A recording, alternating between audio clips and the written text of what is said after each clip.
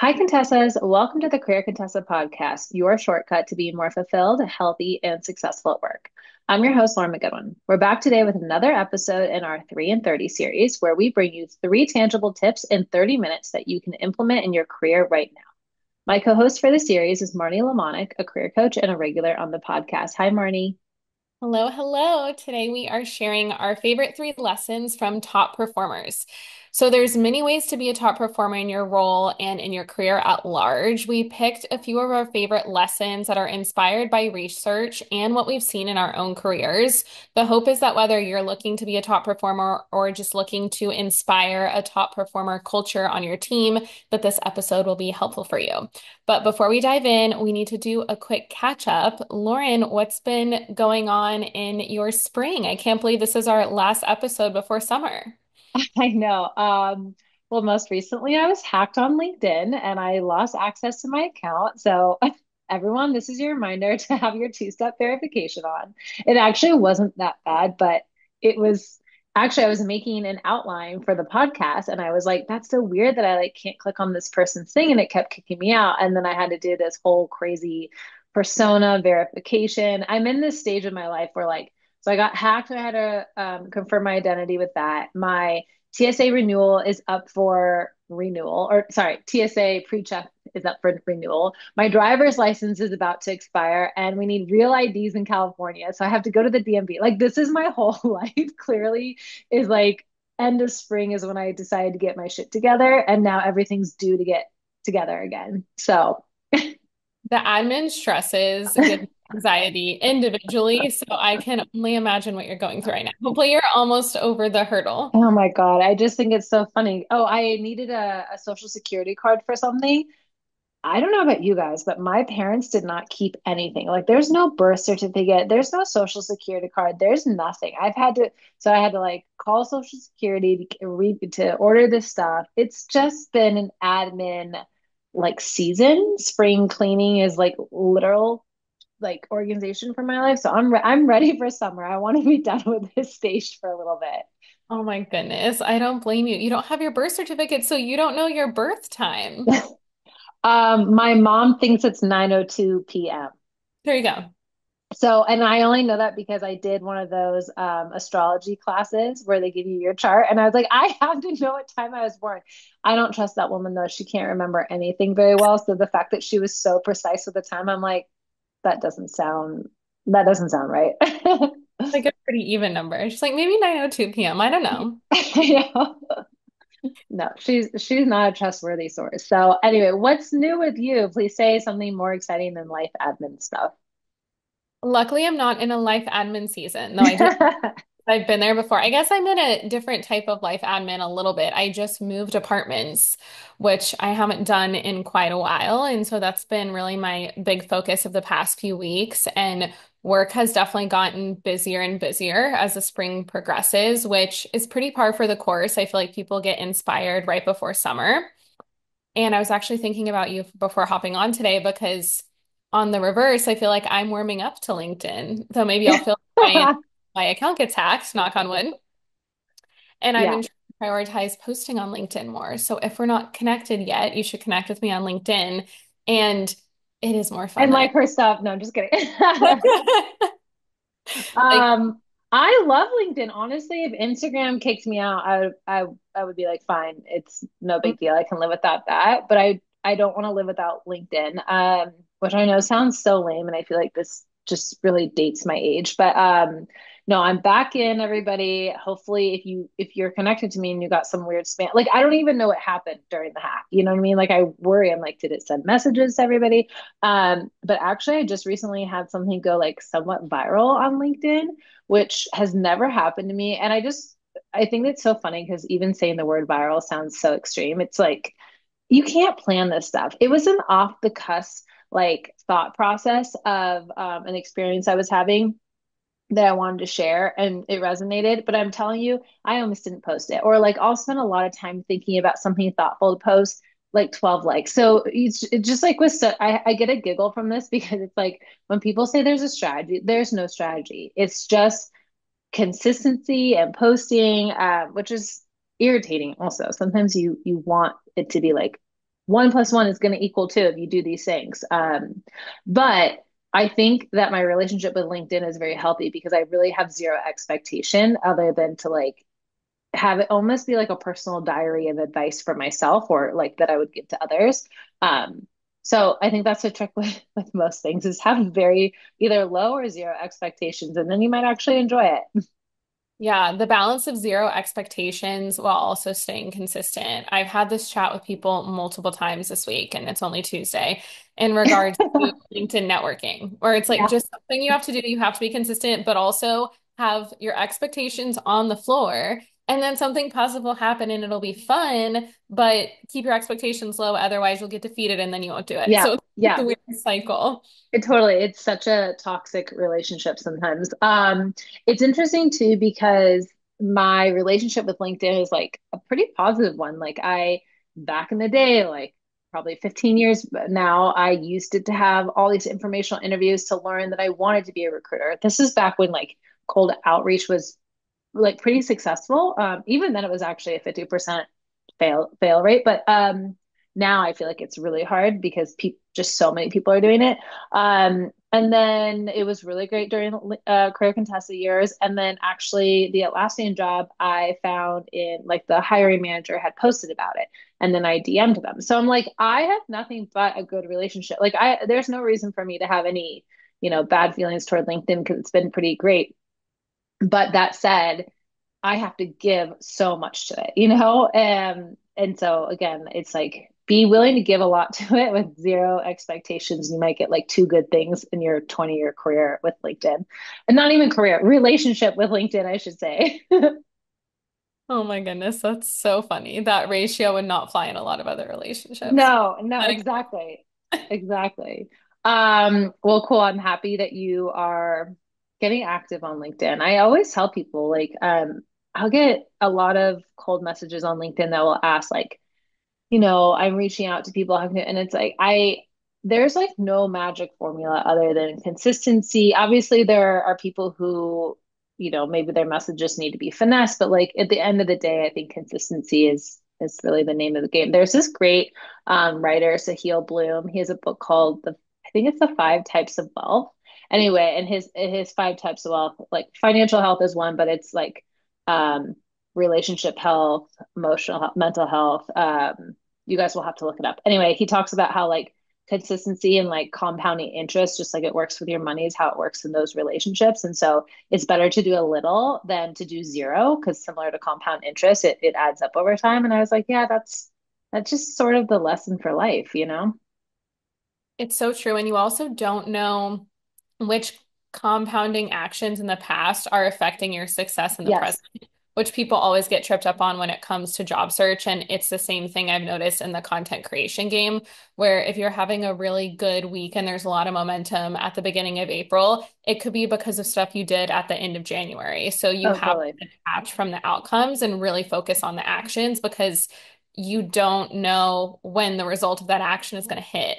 It's patience, kind of.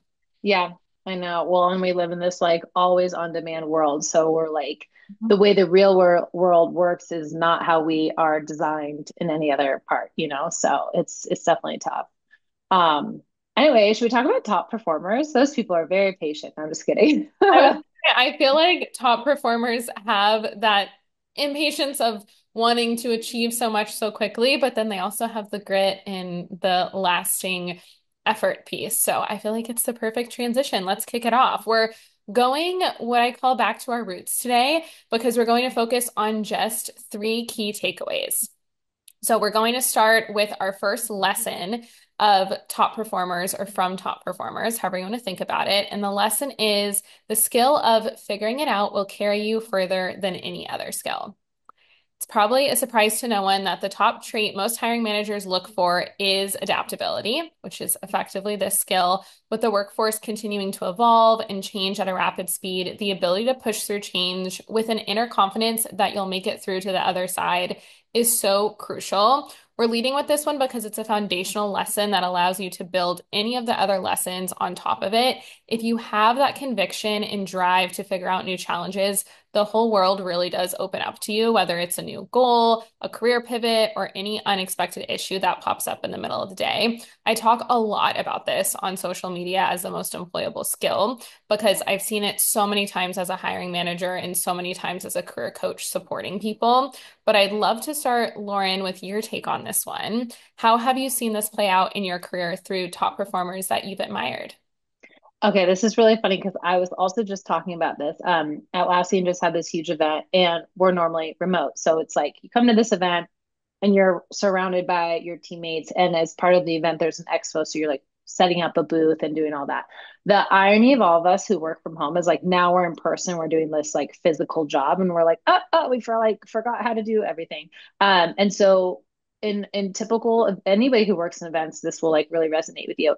They ordered magnets, but the magnets came as like stickers basically. And so they had to buy magnets, and we were like in this assembly line putting the magnets on the back of these stickers so then it would actually be a mag because the board that they were supposed to go on was a magnet board. So I was laughing about this because I was like, this is the literal definition when you're in that interview and you're like, can you get yourself out of a paper box? It's like, can you put together a magnet and figure out how to create an assembly line to do this? And I bring this story up because you have literally behavioral scientists, like a bunch of salespeople, like very smart, savvy people who I'm sure are top performers. But I feel like the part that they all had in common was they were all able to like figure out something without someone telling them exactly how to do it. Does that make sense? And I was like, how do we get better at like interviewing for that skill? Like there is no hand holding. You're going to show up somewhere and the thing you thought was supposed to be there isn't there. How do you figure it out? And I was talking a lot with the events people because this happens to them all the time. Like they just have to think on the fly. And I truly think it's not just the fact that these people are adaptable, it's almost like they lean into the uncertainty. Like they're not totally thrown off their game. They're not uncomfortable. They don't whine about it. They don't like start to fret, like, where is the person who, I was told this thing was going to be here. It's like they just jump in and they lean into the uncertainty and they take charge, even if they're not the leader. Here's another good example. It's like you're in a meeting and the person who always leads the meeting is gone. And like for somebody that might like cause complete chaos. They're like, well, then we don't even need to have the meeting. Like, and it's like the person who is really good at this adaptability skill is like, okay, I'll lean into the uncertainty. This room needs a leader in it right now. I don't have to be the leader because of my ego. I'll be the leader because that's what this job, like that's what's needed right now. And I've noticed that it's like they'll lean into it. They'll do the job that's needed, not necessarily the job that they were hired to do, because that is what being adaptable is. It's like the lines are blurred and you're just willing to help because that's who you are. Um, I think this is a couple things. I think this is a mindset. Like you either are this like adaptable person. I also think it's a muscle that gets stronger. Like if you are feeling like, ooh, I'm pretty structured. I'm not like one of those people that really does it. It's like then start small and like kind of lean into those uncertain moments, lean into the lack of clarity, ask the questions, like try to create that for people. So for me, this is absolutely a top performer trait. And that's how I've seen it kind of manifest in my own life. And like very, very relevant, very, very important, especially in the world of AI. Like you being able to do this mundane task, or not even a mundane task, but like this task that like maybe other people don't want, which makes you valuable. It's like, no, now you're valuable because you can figure it out wherever we put you, because AI might be able to help you in five different jobs. Mhm. Those are really great, super specific examples, which I think is helpful to paint the picture of because sometimes we talk about adaptability and it's so vague. And I think a good distinction that you just made that I want to double click into is almost like thriving in the uncertainty or Yeah. shining when things are unstructured. And it doesn't mean you have to be full on type B. But I do think there is a positivity and acceptance with change that dovetails this being able to figure it out. Because I was doing interview prep with someone this week actually, and she kept communicating that. She was like, I actually do great in fast-paced environments. And I know that that's such a buzzword and that everyone's talking about fast-paced environments, but it's not that I'm okay with it or I have experience in it. It's that's where I thrive. And I think that's such a clear distinction of, yeah, you probably know how to figure it out because you've created processes from nothing. You're used to there being no roadmap and you're okay with that.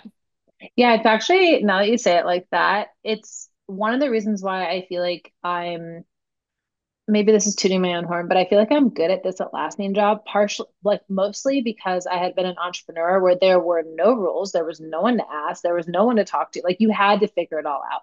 And so I think that that was like actually really good training for them being in an environment where, especially when you're new, but working in these like distributed environments where it's like, look, you're not always going to be in the same office or the same room with people, but that's not really what's important. What's important is like, can you access the information you need to make the decision that is right? Like those are the more important skills than like, oh, are you able to, I don't know, be in the same conference room as that person and book a room? Definitely. Yeah, I think if you are struggling with any of these skills and you want to give yourself a crash course, definitely just be an entrepreneur. You don't have to quit your job, Yeah. but even starting something on the side and going through the ropes of not having anyone telling you what to do is a very humbling experience for sure. Perfect. Well, I feel like we could chat this one for a while, but I'm going to dive into the tangible tips because we have quite a few. The first one you've heard us talk about before, but I'm going to mention it again because it's really important, which is the concept of tracking your wins. I like to talk about the idea of following the proof of your life, which essentially just means that you're referencing data from your own life to push through tough times. The more that you track your wins, the more proof you'll be able to reference in giving yourself that confidence that I figured it out in the past, so I can figure it out again in the future. I think when we talk about adaptability, we tend to lean very heavily on like the logistics piece, like, oh, I can figure it out, I can do XYZ, but it's inherently confidence and confidence that you know you can get through it. So tracking your wins really gives you that sense of confidence over time. The second concept my client actually gave me last week. So if she's listening, she'll know who she is, but it's the idea of planning for your worst days and not your best days and really thinking about when it comes to goals that you're setting, routines and habits that you're putting into place. What can you do on the days where you have only a little bit of gas in the tank? Because when you're feeling good and everything's going your way, you often don't need your goals, your routines, whatever you're tracking towards to keep you motivated because you're naturally motivated. You're just vibing off the energy of the day. But when things are going horrible, that's when you actually need the structure. So if you can get better at planning for whether it's like really hectic days at work, then you'll start to understand what you need in those moments, and that will help you be more resilient and adaptable as well. And then last but never least, we had to squeeze a book recommendation in here. We have not talked about Brene Brown too much on the podcast, which I'm surprised she has not come up, but she has a lot of helpful, what did I put in my notes for her? I said that she's the queen of adaptability in an approachable, not too hustle first way. So if you're someone who enjoys advice for work, but in a way that's a little bit more gentle, I would definitely recommend her. All of her books are great, but if you need a good place to start, Dare to Lead is a classic for adaptability in particular.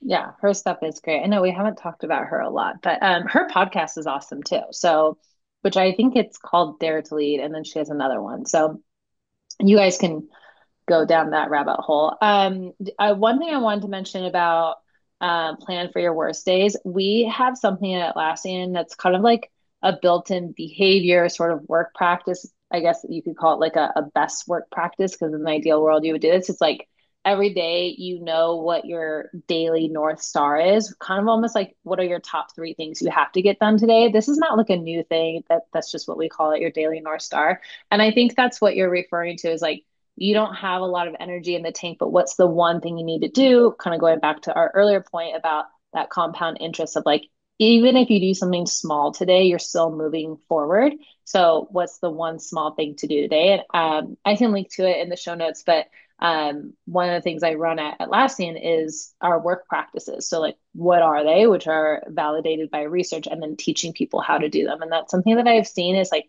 it's such a small tweak, but it makes a big difference. So, however you need to do it, daily North Star, what is it every day? If you've gotten that habit and routine, I think it would like the ROI on that would be huge. Um, Okay, so our second lesson is self-awareness is the new requirement for leadership. We talked about this a little bit with the increased importance of emotional intelligence in leaders during the 2025 predictions episode. And self-awareness is just really a big, which by the way, we can link to in the show notes if you didn't hear that. And self-awareness is a big piece of that pie. The idea of being, an empathetic leader is thrown around pretty often, but it's nearly impossible to have a deep level of empathy without also having a substantial level of self-awareness. Thinking through the leaders in my own career, I've noticed that my best bosses are ridiculously self-aware. And I would say because of that, they're also maybe really, really empathetic. But now that I think about it, I think it has a lot more to do with self-awareness. Like they're able to read the room, they're able to know, okay, this person needs to be communicated in that way. This person needs a little softer landing in that feedback. I also think self-awareness is it's like it's similar to empathy and being able to put yourself in the other person's shoes, but also I think one of the best things about self-awareness is that it's an adaptable tool that you can use to actually get more out of your career because if you're self-aware about like, for example, if Marnie's the type of person where I need to communicate to her in this way and I'm able to do that, then I'm probably going to be able to get more out of you than if I keep doing it, communicating to you in a way where you're like, I don't want to keep getting Slack messages. Send me a voice memo or whatever, probably the opposite of that. But that's been something I've noticed is like they are ridiculously self-aware. I've also had a boss that was incredibly dense, and that was tough because you have this feeling of like, what's the point? Like, what is the point of talking to that person or sharing that with them? So I think the bonus of when you're self-aware is more people are willing to share with you, which is a really good thing.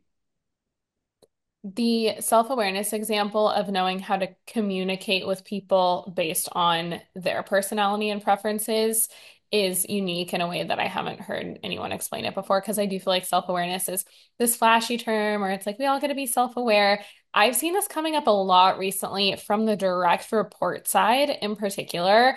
I think self-awareness as a leader is really crucial when your team is going through a challenging time. So I had a client last week who was explaining that their company is just going through a hard time with growth and potential growth options for employees. And all she wanted was for her manager to level with her and effectively say, I know it's a tough time. I know this is a grind. I feel it. I know you feel it. I appreciate the fact that you're sticking through this and we'll figure it out together.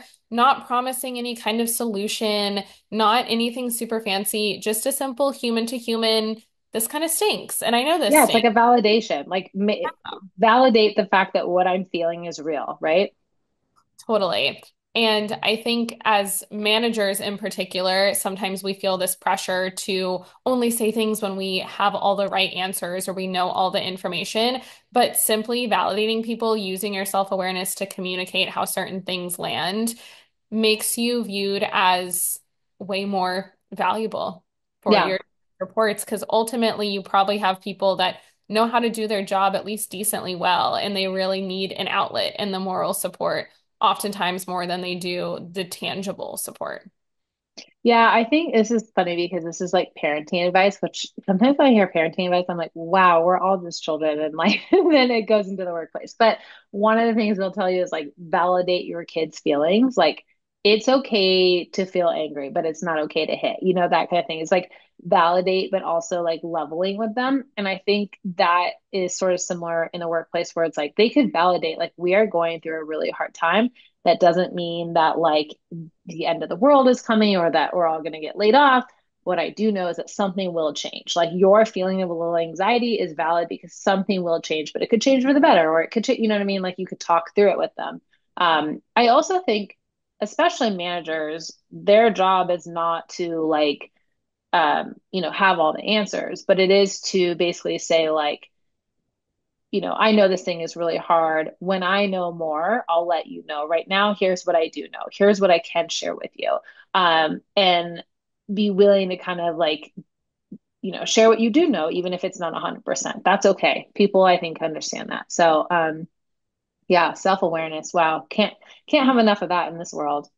What's funny too is all these skills of top performers, none of it has to do with like the hard skills, and we hear this a lot, especially with like AI, like the human skills are going to become even more important. And I do believe that. I think if you have AI that can help you with a ton of, tasks. The person with a bad attitude, your bad attitude looks even louder now, you know? The other thing I think is really important that I've noticed is like top performers, if you are an individual top performer, then you're not a top performer. Because what I've also noticed is that top performers, it's like, what is it? Like all boats rise together. Like I've noticed that it's more like you're on a top performing team versus like you are just the only top performer. And I think if you are acting as like a lone wolf, then you're probably not, because in today's world, we have to work with other people. You have to be able to train other people. You have to be able to collaborate with other people. So that's just another like self-awareness piece of this is like, wait, am I an individual top performer? Am I going doing this all alone, or am I bringing people up with me? That also makes you such a compelling candidate in a job search when you can talk about examples of ways that you've made a lasting impact on your larger team. And I want to plus one to something you said, which is that these are all soft skills. And I think that's really good news for anyone that wants to make a career pivot. Because I have conversations with people all the time where they get so caught up on the hard skills. And I haven't had this type of experience before. And it's this very specific hard skill that you could be trained on, or depending on the industry, might not be relevant in 5 years because of technological advances. So, if anything, hopefully the fact that all these skills are ones that you can practice and apply to any industry empowers you to know that you can crush it anywhere you want to go. Yeah, absolutely. Okay, so let's get tangible with this one as well, because whether you're a people leader or not, self-awareness is only going to improve your performance. So the first tangible tip is create a regular feedback loop for yourself. So whether that's asking for informal feedback every quarter from your manager or checking in with a trusted peer, consistent outside perspectives really help you seeing your blind spots more clearly. I would also say if you have a specific way that you liked feedback, make sure you communicate that with the person, especially if your company doesn't have a formal feedback process. Tip number two is do a quote values check exercise. So write down your top 5 core values and reflect on how well your current work aligns with those.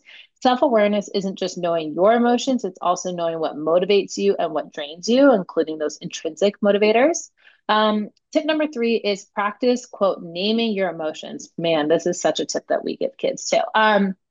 So, a small daily habit that builds emotional intelligence fast is simply taking 10 seconds in tough moments to pause and mentally name what you're feeling. I'm feeling frustrated because, and I know this sounds so silly. And again, it sounds so juvenile, but this is the type of stuff that people want to teach their kids now because they realize as adults they're not able to do it, and they're like, wow, that's a very powerful tip. So I do think even if it sounds silly, being able to be like, I'm frustrated, and then you might continue the conversation with yourself. I'm frustrated because this thing. Well, this thing should have gone like this. And sometimes you get to a place where you're like, okay, actually that felt bigger, and now that I've talked through it with myself, it's a non-issue. So I've found that even again with my kids, sometimes that will happen. Emotional regulation is such a superpower in the working world, and a lot of conflict at work comes from people just being dysregulated. Yeah, I totally. I will say too, if you're into, we'll call it more of this introspective work where it's reflecting on your soft skills and your values. I have a favorite career assessment that I use with my clients that I can DM you. If you follow me on Instagram at Marnie Lemonik, we'll put it in the show notes and just DM me assessment. I will send it your way. But that's a helpful opportunity to get a little bit more structured in how you start this conversation with yourself. Okay, we're gonna pop on to the last lesson, which is run your days or your days will run you. Naturally, we had to squeeze time management in here. Doing research for this episode, every list included time management, either directly or indirectly. So, time management or things like working smarter, not harder. Lauren, I know working smarter, not harder is one of your favorite topics, and I imagine you already have some good tangible tips for this one. So, I'm gonna let you take the lead. I'm not kidding when I say we like live and breathe this at Atlassian. Not just because of the tools that they make, but because of again, like the culture is very redesign your calendar, include focus time. Like we have studied that unproductive meetings are a complete waste of time and how many hours. And so it's sort of like when you know this stuff, then you are like very driven to change your behaviors. So I think part of this is like, changing your your day to day and your time and your calendar and taking it back and owning it, all the things you said. I also think getting a lot savvier with tools. My favorite tool ever, you guys have heard it on the show, is Loom. Loom, I replace meetings with async Loom videos all the time. So instead of a meeting, I'll send an async Loom that you can watch at your own preference of time. Then you can go back to it if you need to. If I need to do a demo, I will share it. So like I think time is really well spent when you're using a meeting to drive work forward, not when you're meeting to have like a status update. Utilizing AI. So there's so many tools that can also help you with time management. So I think it's being really clever about your calendar and then being really smart about the tools that you use. AI, Loom for async meetings. That's my other one. Oh, I love this app called Clockwise on Slack. I think Slack has a lot of amazing tools built into it. So sometimes your tools will have them built in, other times you might have to go look for them. But yeah, I mean, the people who are top performers, they're spending their time on the things that really create an impact. So they're making sure that their day is full of things that are at the 9, 10 level, not a bunch of ones and twos. The 9, 10 level versus ones and twos is a really good gauge because I think we talked about this in the routines episode too, I think, but you can convince yourself that you're being productive just because you're busy. And being busy does not make you productive depending on what you're focusing on. Nope, it gets us all at some point. Really does. I like how all of your tips are very focused on how to perform time management within your own workload and how to really take control of your calendar. I have some tips that are more focused on how you can demonstrate this. So, how you can outwardly show that you have good time management, just because that'll always help your reputation at work too. And one of my favorite ways to do this is to under promise and over deliver. There's two different ways that I've seen this play out. The first is the more obvious, where if someone is asking you to do something, you say you can send it to them by Thursday at 5 p.m., but really you know that you can get over to them Thursday morning. So you send it to them Thursday morning. You look like a hero because you saved them a few hours, and all along you knew that you only needed until Thursday morning anyways.